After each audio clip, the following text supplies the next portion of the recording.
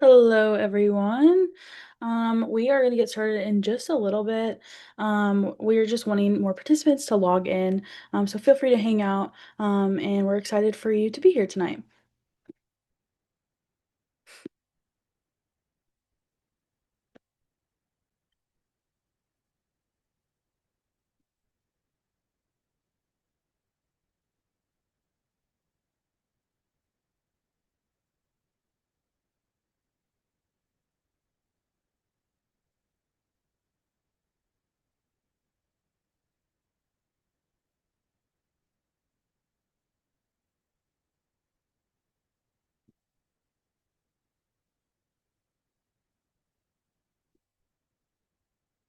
Hello, everyone. We are going to get started.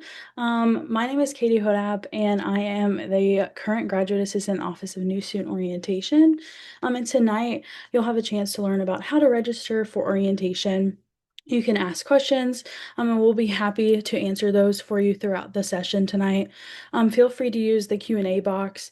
But first, I want to turn it over to our other panelists who are here tonight to introduce themselves. But super excited that you're here tonight, and we hope that we can answer all your questions. I'll jump right on in. Hello, everyone, and welcome. My name is Allison Lee Hughes. I serve as the Director of New Student Orientation here at the University of South Carolina, and we are thrilled to have you in our webinar tonight, talk to you all about registering for New Student Orientation and any other first year things that we can help with.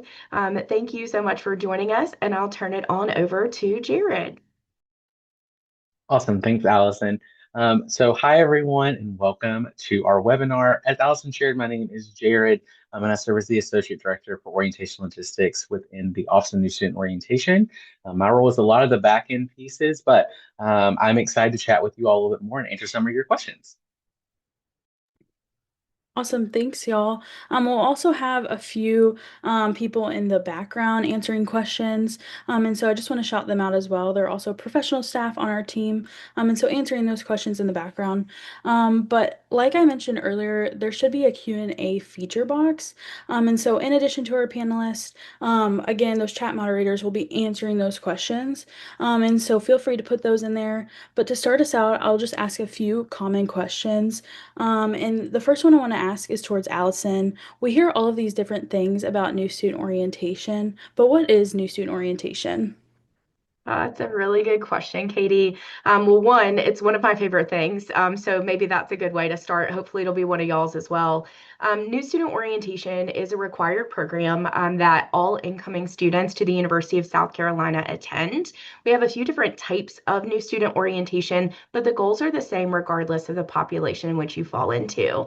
We want to make sure that students are connected. They're acclimating themselves to campus, where things are located. You're meeting people that you'll be attending classes with, and then you'll know all about the different resources and services that are available to you to help you have the best experience here at the University of South Carolina.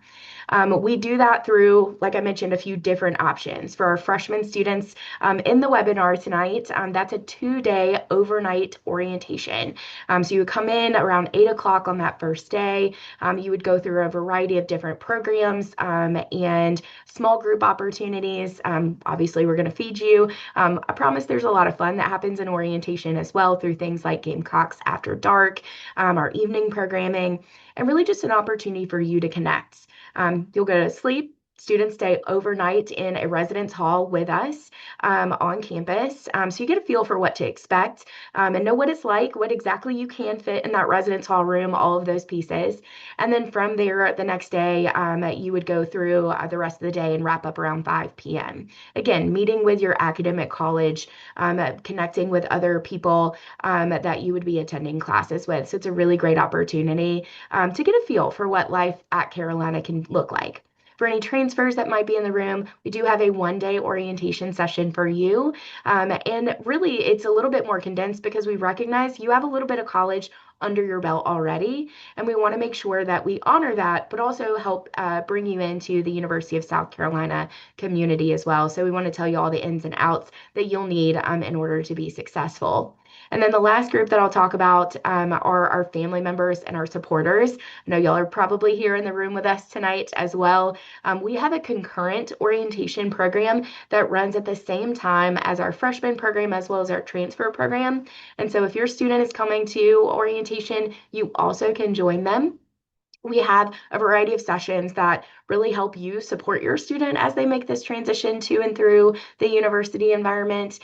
Some of those are going to be with your students, some of those are going to be specifically just for families and supporters. So it's a good time had by all. We also have some special population programming and everything along those lines, whether that's our honor students, our trio students, our capstone students. And so we really try to make sure orientation is exactly what you need, regardless of what you're coming in to the university community with. So definitely keep that in mind as you go throughout and know that we are genuinely just so excited to have you here at USC and to introduce you to the next couple of years and what it can hold for you. Awesome. Thank you, Allison. My next question is towards Jared. And how do I register for my orientation session? Yeah, great question. So how students, both freshmen and transfer students, will register. For our freshman students, once you've paid your admissions or enrollment deposit of that $200 deposit, you will then have access to register for new student orientation. I will say it takes about 2 to 3 days after you've paid your enrollment deposit just for the system to catch up so that we can offer it to you. But how you do that is you'll log into your self-service Carolina, and once you get there, you'll click on your admissions portal. From there, you'll find a box and it says Orientation Services. Once you click Orientation Services, you will then find a drop down because it'll have a list of all the campuses that USC offers. You want to make sure you click that Columbia link, and it'll take you into our third-party registration system, called Visual Zen. From there, you will be able to go through your entire orientation registration process. That includes making sure we're checking over all your personal information, making sure it's correct. It'll share some additional information about if you're interested in changing your major or learning about other majors, you can do that as well. It'll discuss making sure that you are listing any accommodations that you may have for coming to new student orientation for yourself students. This is also the same thing for our transfer students, except our transfer students, you all don't have the exact same process, but you will still go through your self-service Carolina to register for those. Once in there, you will again include your personal information, listing accommodations that you may have, and then you get to pick your session. So there is a list of sessions that you can select from both our freshmen and our transfer students. Important things to note. Most of our sessions are going to be first come, first serve. So really making sure that you're signing up for those sessions that you want early on. I also mentioned a little bit about our special population students. And there are some sessions that are only reserved for certain students. So you may only see certain dates when you register, but please, no worries. There are plenty of sessions for all of our wonderful incoming students. After you selected your session, it will allow for you to add guests or families and supporters. Allison talks about the importance of having our families and supporters attend new student orientation. So when you register family members, you can do that as well. So you just want to make sure that you register them, and it'll include some additional information for them, including accommodations, any other contact information that they may need. I do want to point out that for registering for orientation for our freshman students is a $260 fee. That includes all materials and your overnight stay. And then for any of our family members and supporters, it is $130. For our transfer sessions, it's $130 for students and $65 for family members and supporters. And again, that just covers materials and other meals that are offered during the program. Awesome. Thank you, Jared. That was super helpful. We're excited for registration to open. And my next question for Allison, registration opens on March 23rd at 12 p.m. Eastern Time. We're super excited for it, but what if I'm not able to log in and register at that time? That's totally fair. Recognizing that a lot of you are finishing up high school, or for my families and supporters in the room, that you probably have jobs and families to tend to. So we recognize that. We do put it at 12 o'clock specifically to be able to answer questions live while the university is open. And so we can troubleshoot if you do have any issues. But we recognize that you have some other commitments as well. So please do not feel like you have to take time off or leave class or anything along those lines. Registration opens at 12, but it will stay open all the way through May 7th, I believe, is that due date for new student orientation registration. And you're not our sessions don't fill up immediately. Obviously, if you have your heart set on a specific date, I encourage you to do it sooner than later, but you shouldn't have any impact in being able to get into a session. So definitely keep that in mind. Maybe just wait until you get out of class later on in the day or later in that evening, and you should be totally fine. Great, thank you. My next question is for Jared. I found this session I really want to attend, but it's at capacity or full. What do I do with a session that I want that is at capacity or is full? Totally valid question. So as Allison shared, we do have plenty of sessions that are available to folks, but there may be some very specific ones or specific session that you want to make sure you attend. And sometimes they do get at capacity due to really just seats and maybe tied to a special population session. No worries there. What we'd recommend to you all is go ahead and register for an orientation session, just to make sure that you have one. As we continue throughout the process, folks tend to move around and want to go to other sessions. And at times we're able to open up some additional seats throughout that process. So if there's a session that you are very dead set on doing, go ahead and register for one and just continue to check back. My best recommendation is once you register for one, probably wait until about a week or two after we've opened, after that March 23rd, and go back in and look and see if that session's available. More likely than not, you may be able to find it. Great, thank you. We're really looking forward to registration opening and excited for you to come to campus this summer. But for Allison and Jared, are there any big changes, or can you maybe give an overview of the process of orientation this year? Yeah, I see some pieces in the chat that kind of allude to this. So I absolutely will talk about one of our biggest changes, which is pre-orientation academic advising. This is a new initiative. We actually piloted a little bit last year where we are kind of pulling the advising and course registration piece that has traditionally taken place during new student orientation out of the in-person experience. So once you've registered for your new student orientation session, you will get an email with more information about completing your Kaki transition modules. It's a two-part module process that tells you a little bit about the university in general and kind of helps you get an idea and feel for what you might want your next couple of years to look like at Carolina. And within part one of that modules, which really focuses in on academics and academic advising and course registration, you will have the opportunity at the end of part one to register for a one-on-one, about 45-minute academic advising appointment with your advisor that will be with you throughout your time at Carolina. That is allowing you to ask a lot of questions and spend some more one-on-one time, build that relationship because the academic advising relationship really is a critical one, and we do really encourage you to utilize them throughout your time. So that's why we've pulled that out. So once you complete your pre-orientation academic advising appointment, you register for classes, you'll get access to part two of the Kaki transition modules, and then you'll attend your in-person new student orientation experience.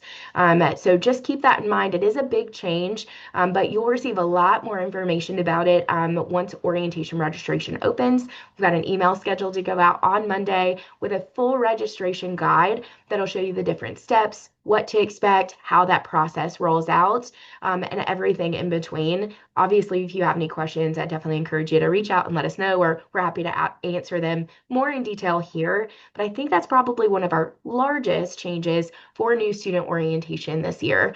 Jared, I don't know if you have anything else you want to highlight with that. Yeah, actually, I was going to add on it. So I think we're excited about this new initiative, kind of having that pre-orientation academic advising piece, because our hope is that when you come to orientation after you register for classes, you're able to really immerse yourself in the community itself. Really getting the opportunity to connect with your orientation leader, which you will have one, and you'll get to meet some really great people, both incoming students, but also the orientation leader team, and of course, us as professional staff. You'll get to engage with us, both students and family members. And we have a lot of really great programming for you. Allison alluded to the fun that is in there. There's a lot of information being shared with you as well. So being able to connect first thing, once you come to orientation and you've parked and you check into orientation, you'll go to the resource fair.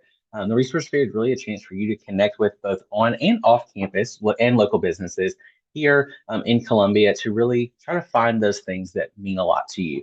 Get some of those questions answered early on, and then we have our presentations from campus partners, some breakout sessions, I allude to your small group with your orientation leaders. But one session I do want to highlight is our Carolina Connections. It is our community groups that you get to meet with, meet other students that maybe identify with you or have similar interests in you.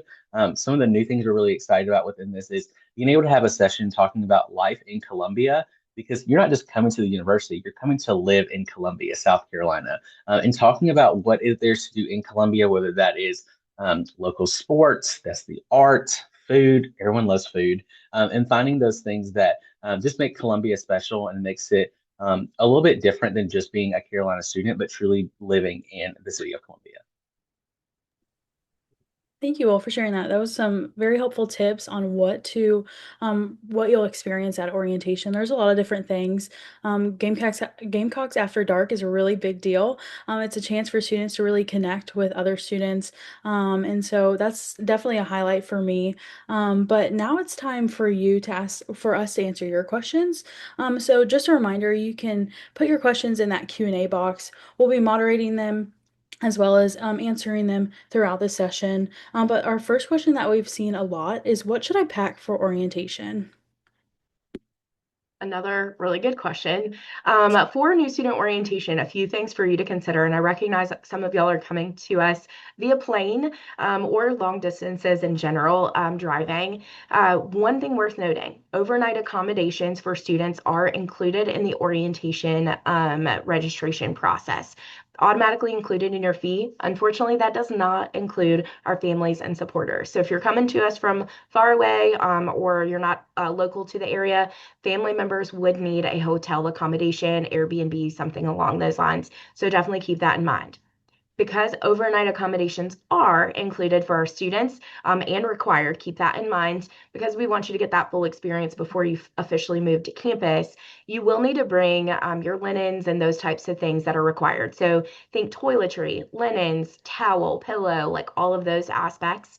And then obviously clothing to wear. Now, one thing that everybody jokes on me because I say orientation is a rain or shine program.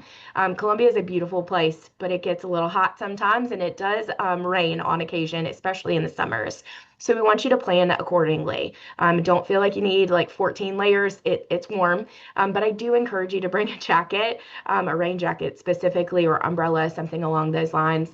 Most people will wear like t-shirt, shorts, something along those lines, or a light dress, something that is casual to you. Basically, we want you to feel comfortable for new student orientation, but most importantly, comfortable walking shoes.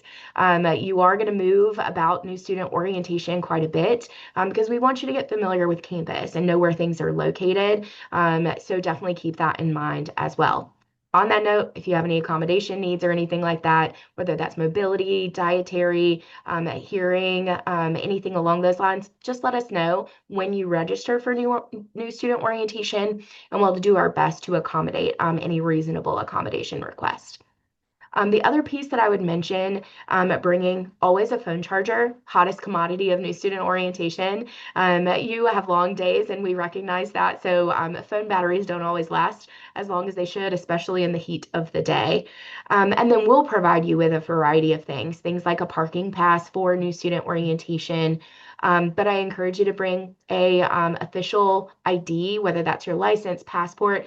You'll need that to actually be able to pick up, claim your Carolina card, which is your official university ID, and get you access to things like the dining halls and so on. And we'll actually use that during new student orientation for all of your meals. So don't forget that. And then if you haven't already started like an important note folder in your phone or something along those lines, I highly recommend writing down your University of South Carolina ID number, USC ID, making sure that you know how to get into your email. I don't recommend storing your password in that note, but I do think maybe committing that to memory because you'll utilize a lot of different pieces like that during your new student orientation experience. water bottles because it's warm. And then I think the last thing, we do a really cool service project throughout new student orientation each year that benefits the Gamecock Community Shop, which is our food pantry here on campus, serving students, faculty, staff in the community who might have to make a difficult decision between purchasing textbooks and maybe purchasing food. And so we love to support that and also make sure that all students know that if you have a need, we have a way to get you connected to a resource on campus. And you can actually start off your Carolina experience by supporting this community that you're becoming a part of. So we always will take some good donations, mac and cheese, always a big one, peanut butter, things like that. There's more information on our website, and we'll tell you more about it as we get closer to new student orientation. But we highly recommend and we'll always gladly take any donations and get them connected to our Gamecock Community Shop. The one thing I'll add into this, and Allison alluded to this, because some of our folks are traveling, whether you're are traveling far distance and you're flying or for any reason, we do have the option for some additional overnight accommodations, and they exist one for the night before, so you can arrive by 5 as long you have to arrive by 5 p.m. the day before your session, and then if you need to stay an additional night, you need to leave by 8:30 a.m. They do come at an additional charge, and you can do that all in your registration process. Those are some very helpful tips. I definitely recommend bringing a towel as well, whether your student wants to take a shower after the session. I know that was definitely something that students forgot last year, and so I highly recommend that they pack a towel. But want to transition to a few. We've gotten a few questions about families and supporters and what does that look like at orientation? Are there sessions or programming specific for families or supporters at orientation? There absolutely is.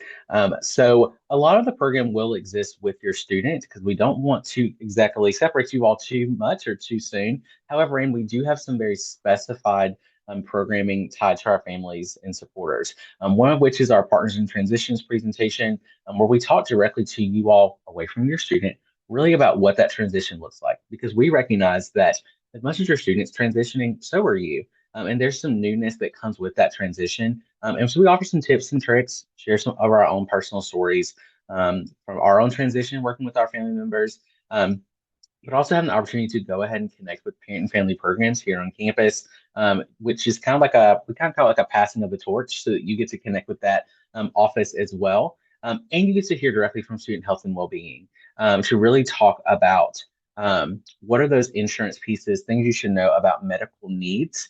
And then lastly, a new addition that we did not mention earlier, we do have a new session targeted called It's All Academic. So you as family members and supporters will hear directly from our University Advising Center about how do you support your students in their classes and helping them be academically successful. That is definitely super helpful. Families and supporters are a priority for us at orientation, and we want to make sure that we support them just as much as the students. So thanks, Jared, for answering that question. But we've also gotten a lot of questions of where will I be staying at for orientation? We mentioned on campus, and so where will I be staying at for orientation? Yeah, absolutely. Traditionally, we put students up in a suite style residence hall, so you can kind of get a feel for what it's like living in a residence hall and also get to meet people throughout this experience. This year, we'll be utilizing Women's Quad, which is right across from the Russell House and very close to the parking area in which you'll utilize for new student orientation, Bull Street parking garage. Obviously, lots of information is being thrown at you right now, but once you register for a new student orientation, you'll get a confirmation email that'll list all the important details about new student orientation, where to go, what time, so on and so forth. And even in that registration guide that I mentioned that'll go out on Monday, you'll get a sample schedule of what to expect. About 2 days prior to new student orientation, you will get access to an official schedule for your visit, so you can learn more of the details and logistics of it. But my main purpose in mentioning that is to just remember to check your email. We will ask you for a primary email and a secondary email.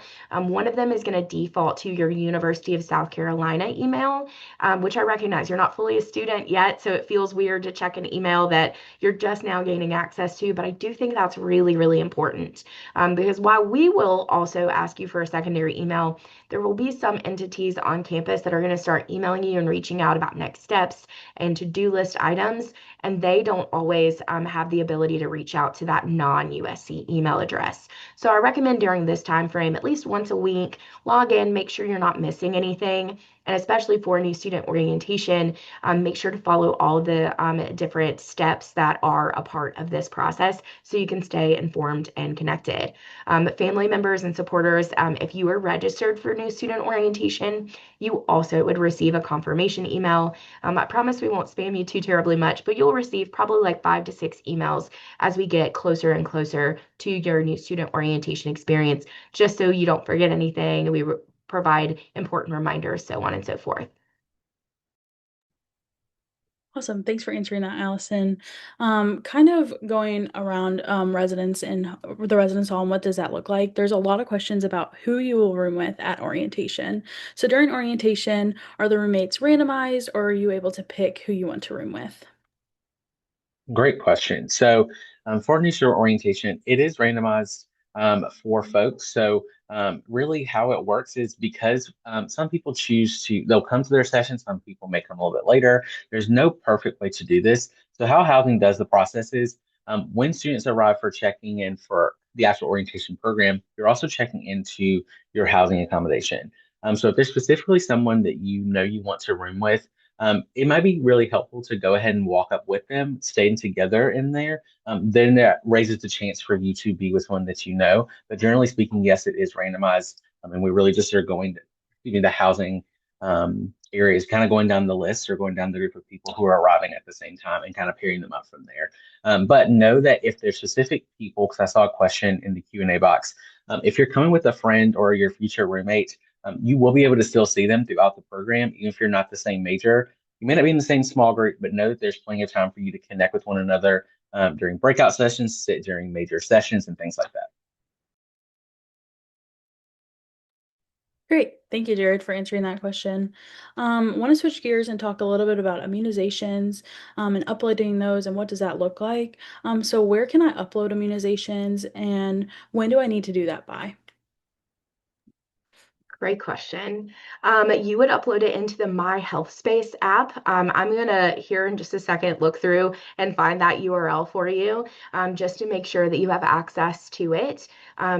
But please keep that in mind. It's important that you go ahead and turn in all of your immunizations as soon as you can, just so you don't worry about any potential holds that are impacting anything along those lines. But yes, you do have required immunization records that need to be submitted. We typically tell people at least 1 week prior to new student orientation. But I also think it's important to recognize, and I'm going to tie in a question that I've seen a few times in the chat already about registration and when that process happens for academic classes. Previously, it was during new student orientation. We are pulling it out this year in an effort to, again, kick off that relationship with academic advising and also help with a little bit with class availability and things along those lines and expand the time you get to meet with an actual academic advisor instead of the in-person orientation experience where you only get a couple of minutes of like undivided attention. So we think this is a really good plan, but that does mean that turning in all of those pieces are going to be even more important than they have been before. So I recommend as soon as you can, go ahead and start turning in those pieces. Obviously, you have to be a student enrolled, have paid your enrollment deposit, all of those aspects. So I would say it's probably going to happen a little bit closer to that May timeline. But once that hits, I would encourage you to do it sooner than later. For my students in the chat, they're asking questions, when do I register for classes? You would do that prior to your in-person new student orientation session. So it's important I'll go through the steps maybe one more time, and I'm going to give you a visual of those steps too, in case that's helpful.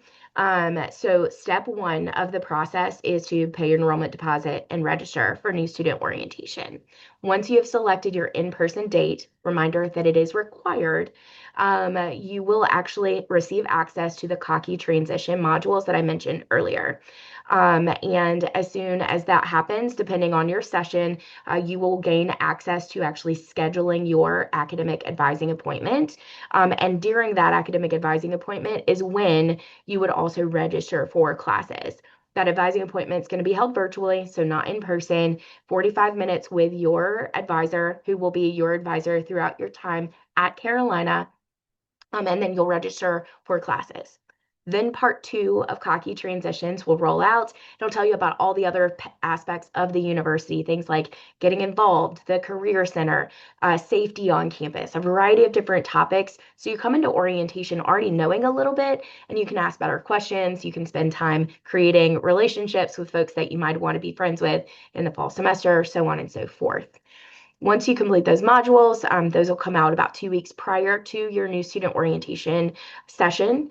You will actually attend the in-person orientation session that you are registered for.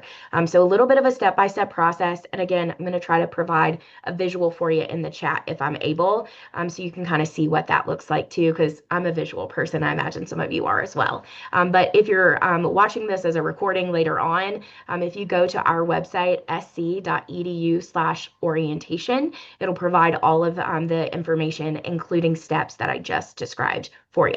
So my health space coming in the chat, as well as a little bit of an overview of what to expect in new student orientation regarding steps.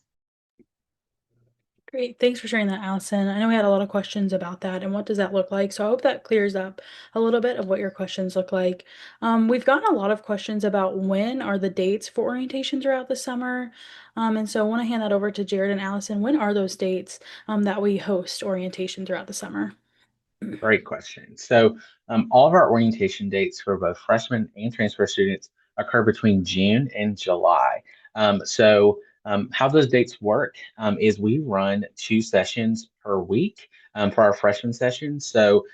Traditionally, you'll see this as Monday, Tuesday is one session, so day one and day two. And then we turn back around and do a Wednesday, Thursday, and that's another session. Our transfer sessions primarily take place on Fridays. Every once in a while, we have a Friday session, and there are 4 of them that are offered throughout the summer. But traditionally, you will see between June and July, those Monday, Tuesday, Wednesday, Thursdays. I saw a question in the chat about if we have weekend orientation dates, and we do not, but they do take place Monday, Tuesday, Wednesday, Thursday. And I want to answer additional question in this because we had some folks from our family members and supporters about their programming. So yes, your programming takes place during the same time as your students. A good bit of the time you are with your student, but there are specified sessions that are set that we kind of have you all go with other family members and supporters to attend. What's important to note is all programming is required for your students, but family members, if you need to step out, make a call, send a quick email, you're totally fine to do so. Great. Thank you all. We want to talk a little bit about math placement exams and placement exams in general. There's been a few questions of when and where will I take that placement exam. So when and where will students take placement exams? Great question. You'll get more information via your USC email address, and you'll also be able to find it in your USC admissions portal. But the math placement exam is available in person if you would like to take an in-person testing option. Even some of you might be attending Admitted Student Day this coming weekend or the following weekend, and there's some in-person options there. But we also have a online version of that through the ALEX placement test, and I highly recommend going ahead and taking care of that as soon as possible. It's going to help determine what your math class should be in your starting semester at South Carolina. So please make sure to take that and follow the instructions that are there. And again, I'm going to drop it in the chat for you just because I feel like the tangible URLs and resources are going to be super helpful. So definitely keep that in mind. We also have a foreign language placement test. So I hear everybody always asks about the math placement because so many majors do need that. But also the foreign language placement test is something that I want you to look into as well. So you're not forgetting about that. So I'll include both of those in the chat. The other piece that I wanted to mention, kind of on the note of dates that we shared a moment ago, all of our dates are listed on our website, sc.edu/orientation. Obviously, if you want to wait until Monday, you absolutely can. We're going to include that in the registration guide, as well as the portal itself will tell you all the dates that are available specifically to you.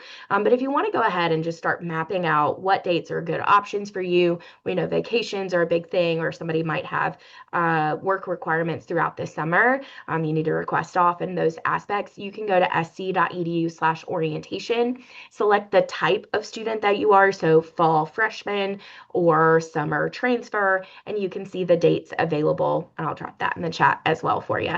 So definitely keep that in mind. Great. Thanks for sharing that, Allison, with the group. There are a lot of questions about small groups. What does that look like? Jared talked a little bit about small groups earlier.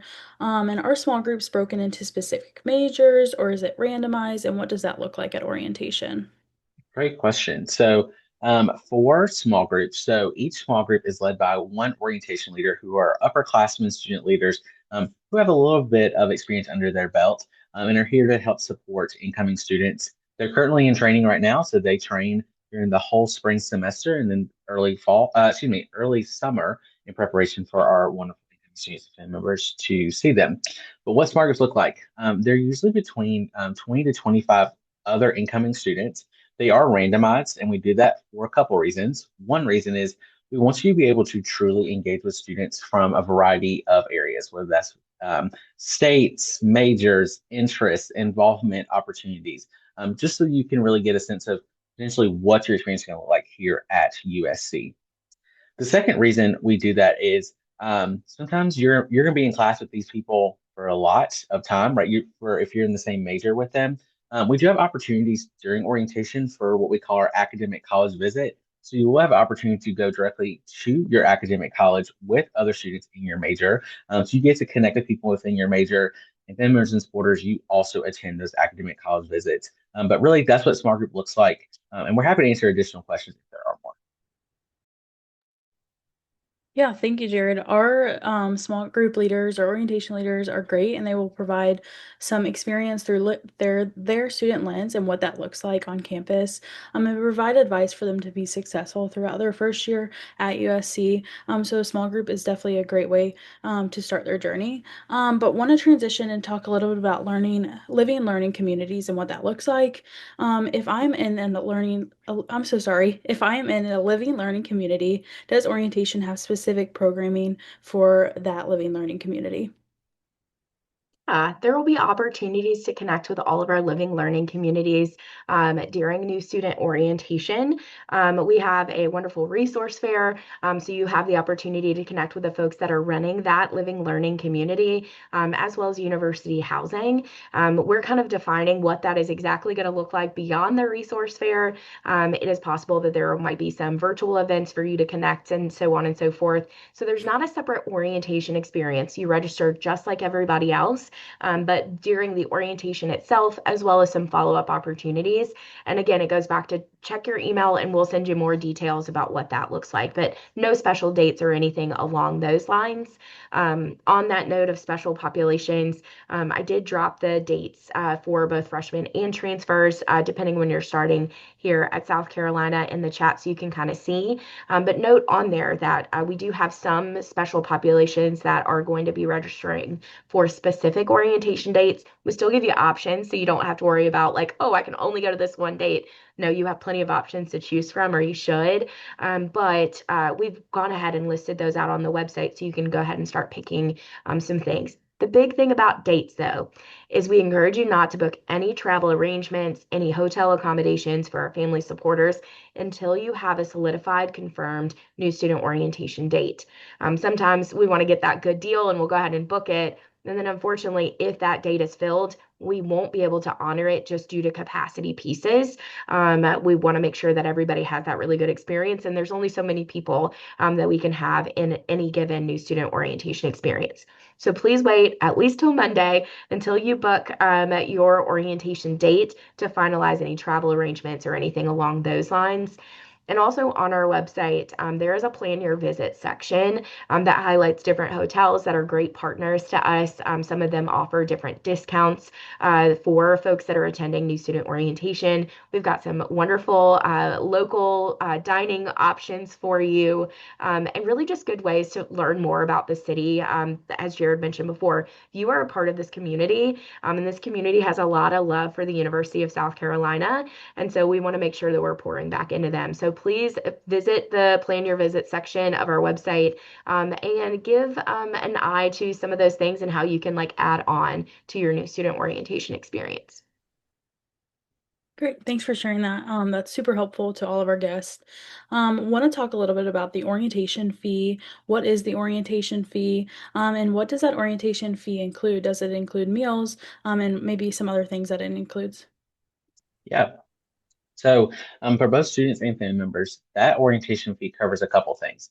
I'll start with our freshman students. For our freshman students, this is going to include all meals, your parking, any materials that we hand out to you all, as well as your overnight accommodations. So that's all included into one fee. That way, we're not charging you in multiple places.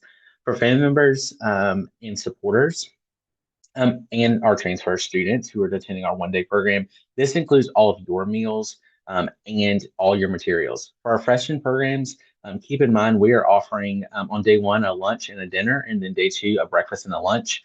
So we want to make sure that we're able to feed you all quality food and then also be able to work with our staff and our wonderful dining staff here to make sure that gets taken care of. At arrival for all orientation sessions, you will receive a bag with some goodies in there. It's a great information, including the Garnet Guide. I will always shamelessly plug the Garnet Guide. About 95% of your questions are answered in that book. So shameless plug. It's always a hot commodity, and both students and family members and supporters get one. So everybody that is registered gets a bag with the Garnet Guide in it. But generally, that's what that fee covers. And then again, as I mentioned, excuse me, was parking as well is also included in those fees. Thanks for answering that question for me, Jared. I think that was super helpful for all of the lovely guests. And want to talk a little bit about the check-in process, early check-in process for maybe students who are out of state and coming and traveling. And so what is the process for early check-in and kind of what does that look like for a student lens? Yeah, that's a great point. So when you log into your orientation platform to be able to select your orientation date, you do have the ability to select an extra night stay, either on the front end or the back end, or both, depending on what your needs are. That rate is going to be $35 for an additional night if you're wanting to add an overnight accommodation in addition to the one that's already included for students in their orientation registration. If you choose to do that, you'll get more information about it a little bit closer to, but 5 o'clock is the earliest that you can check in the day prior. So just keep that in mind. And if I'm not mistaken, it's about 8 a.m. of the checkout if you're staying the day after new student orientation. That seems a little late or a little early, depending on how you're looking at it and which day. But ultimately, it's so we can clean the buildings and make sure we're ready for the next group of students that are coming in through new student orientation. So just keep that in mind, and you should be good to go. Great. Thanks for sharing that. There are quite a few questions about laptops and tablets and whether I should bring one to orientation. And now that advising has shifted a little bit, should I bring a laptop to orientation? Great question. So that is actually not required anymore. So you do not need to bring one unless you absolutely want to. Some people choose to type notes or write things on an iPad. But as far as like advising or anything like that, because it takes place prior to new student orientation, you do not need to bring those items, especially if you just want to make sure those stay safe with you. Recognizing that you have a residence hall, that door does lock. Everything in that room is safe, but you do not need any of those supplies unless you absolutely want to bring it with you for like note-taking purposes. Thank you. We also have free Wi-Fi for you all to utilize on campus throughout the sessions. So maybe you need to fill something out, or maybe you need to submit something really quickly. We do have free visitor Wi-Fi that you can utilize. But there are some questions about travel on day two of orientation.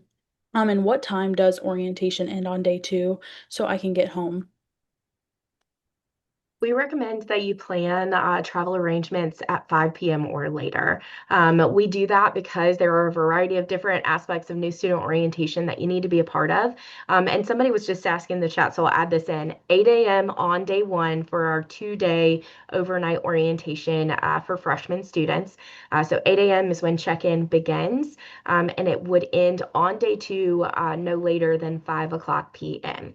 Now, that's not to say that you might, and I mean emphasis on might, wrap up at a 4:40 or something along those lines, but the safest bet is to say that you are there until 5 p.m. That way, you're not rushed trying to get to a different airport in a different city. We have wonderful resources here in Columbia, but I know sometimes it's a little bit cheaper depending on where you're flying out of, Charleston, and so on.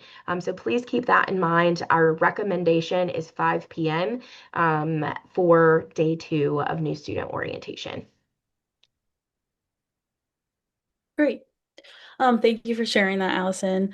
There have been some questions about accommodations at orientation. How can we accommodate your student or supporter at orientation? So what does that look like? Yeah, great question. So we do have an accommodations process that actually Katie herself is working on for our office. So what we would ask in that is when you're registering individuals in our third-party registration system that I talked about earlier, it does have some questions about do you as a student or does your family member or supporter or someone in your group have any accommodations? We really ask that you go ahead and fill those out. There's a couple check boxes. It allows you to select if it's a mobility accommodation, if it's a hearing, visual, any of those, and that also includes any dietary restrictions. We list that as an accommodation as well. So you want to make sure that you put those in that form. It does have a text box as well if you want to add additional information. The more information you give us, the better. We are able to accommodate folks with all those accommodations, especially our mobility accommodations. We do have golf carts or fleet, if you will, of golf carts, and that we can help get people where they need to go for long distances. I will say if you as a student or anyone in your family needed an interpreter for any reason, please make sure you put that in as soon as you can so that we can work with our third party systems to make sure that we have someone ready to help support you all. Thank you for sharing that. We definitely want to make sure that we accommodate your student or maybe your supporter as much as we can. That's super important to us. And so making sure that we can make it very accessible for you and enjoy the experience at orientation. There are a few questions about legal forms. What does that look like? So what kind of legal forms do you need to submit for students, FERPA, medical, etc.? Great question. We actually have some sessions that'll cover this during new student orientation. So I don't want to steal their thunder too terribly much. And in some of the ways, it's going to be up to you and your individual family situation. I know some people like to have power of attorney and things like that set up, but I would encourage you to do a little bit of research. Hold off until new student orientation. That way you can talk with the wonderful offices that we have here on campus that can support that. Specifically, I think of parent and family programs as being a really good resource that can talk about the pros and cons of it.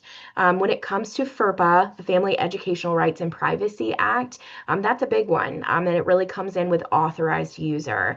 Again, we'll talk you through it during new student orientation, but essentially that's giving a family member if I'm the student and I say I want my mom to be able to log in and access some of my records, I would fill out a form and have the ability to designate that. And then she would get her own username and password to be able to maybe pay a bill on my behalf or speak with the university about specific items that I designate.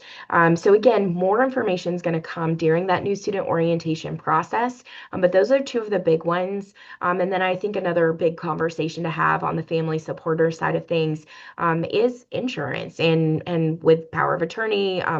Hopefully that never happens and you won't ever need it. But it's nice to have some of that on the back end. And if you'd like, you can definitely discuss that as a family and set up those documents as needed. Great. We want to talk a little bit about honors in capstone and what that looks like. And so a few people have mentioned maybe their student has been waitlisted from honors or maybe waitlisted from capstone. And so should they still attend that specific session, honor session or capstone session? And what does that process kind of look like? Yeah, I can answer this one. So anyone that has been waitlisted or maybe is waiting to hear back if they got into the honors program, what we'd recommend, and this comes directly from the honors college, because I've chatted with them, is that you go ahead and register for an honors session as well. That way you have a session, and if you were to get off the honors wait list, you just be able to attend those meetings. So for our honors students and for actually all of our special populations, this would include our Trio Opportunity Scholars, Honors, Capstone, um, any student athletes as well. They will have required meetings that also take place during new student orientation. And those listed in our breakout sessions, so we already have it built in for you all. So you're able to attend those sessions. For honor sessions, we have a student-specific session that happens, and then family and supporter specific session, excuse me, that take place on day one. And then it's a student session on day two. For our capstone scholars, there is no specific date for capstone scholars because we offer that programming for every session that we do for freshman students. But there is a required meeting that takes place during our breakout session timeframe that will be included on your schedule, so you will know exactly when that is. And I also know that the wonderful staff in the capstone program will reach out and let you know and remind you of those meetings as well. Great. Thank you for sharing that, Jared, to our lovely guest. There are a few questions about placement tests, and we want to just make sure that we cover those bases. So, are placement tests required if they have dual enrollment credits at the institution? I would highly recommend taking, I can't give an exact answer across the board because everybody's major is going to be something different and have different degree requirements. So I don't want to advise you wrong, but you will receive more information directly about math placement as well as foreign language placement testing. And I encourage you to read through that and make the best choice for you. Typically, standard rule of thumb is that yes, all students should take the math placement exam. Again, it's going to have some nuances to that. And then foreign language placement, same way, a little bit less of a requirement right now. And some people will take it in their second semester. Though my personal opinion is if you've recently been in one of those foreign language classes that's fresh on your mind, you're probably going to perform best on your foreign language placement test now while it is fresh versus waiting a semester or two and maybe not performing as well. So definitely some things to keep in mind. We'll have future webinars that include representatives from the academic advising side of things and so on, and they can speak to that more directly. But as a general rule of thumb, I do encourage to go ahead and take those tests while it's fresh on your mind. Great. Thanks for sharing that context, Allison. We have time for maybe one or two questions, and want to make sure that we answer some that have been popping up a lot. And one that really stood out is why should a supporter attend orientation? What are they going to get out of coming to orientation? I love this question, and I'm sure I will have a response, and Alex will have her own as well. But we both love family. Um, so for me, my biggest thing is I think it's really special to come and see where your student is going to call home for the next couple of years, just to be able to get a sense of that as well. And we offer campus tours that are also part of this.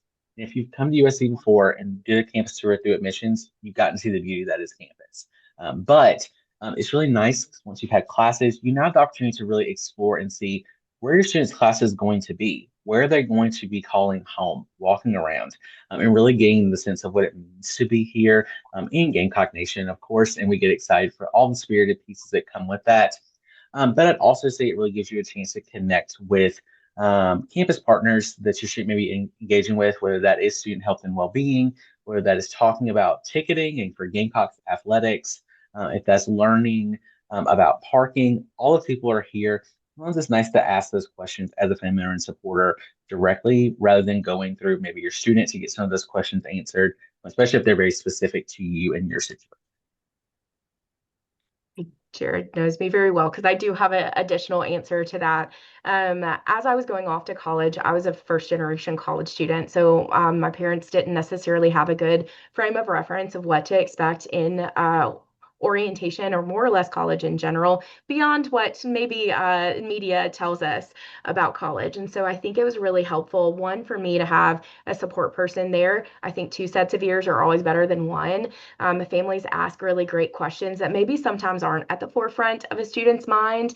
But in addition to having a support person, I also thought it was really helpful, as Jared mentioned, for me to feel comfortable, for my parents to feel comfortable along the way. And they got to ask a lot of questions that were about their own personal transition experience that they were going with or going through, and to learn a lot about what college was going to be like. And I think one of the things that's a huge takeaway for me in doing this work, I've been doing it for about 15 years, is that no transition is exactly the same. If this is your first student you're sending off to college, or your last student, your 14th child, like whatever that looks like, everyone's going to be a little different.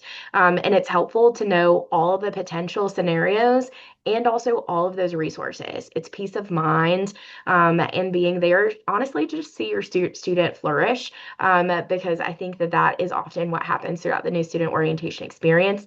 Not to mention, you get to meet other family members that are going exactly through what you are doing, and that's really valuable. On day one of orientation versus day two, it's great watching families and supporters. At day one, they're like kind of nervous, and then by day two, they have like met their friends that are hanging out, they're asking questions, just like students are throughout it. So I do highly recommend, not only from just an educational point of view of like knowing what the resources are, who to call if you have a need.